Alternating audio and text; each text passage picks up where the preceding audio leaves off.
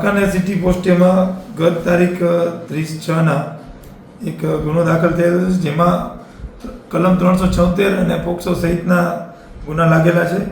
આ કામના ફરિયાદી પોતાની પુત્રી જે વાંકાનેરના રહેવાસી છે એની સગીર વયની દીકરીને 5 થી 6 મહિના પહેલાં આ કામનો આરોપી પરબત રૂપે પોગો જીવણભાઈ બાંપવા ભરવાડ, ઉંમર વર્ષ 25, જે વાંકાનેરમાં રહેવાસી છે અને પોતે એને સગીરને એના વાલીપણામાંથી લઈ જઈ અપહરણ કરી જઈ શરીર સંબંધ બાંધી અને તેણીને 3.5 માસનો ગર્ભ રાખી અને ગુનો કરેલ હોય.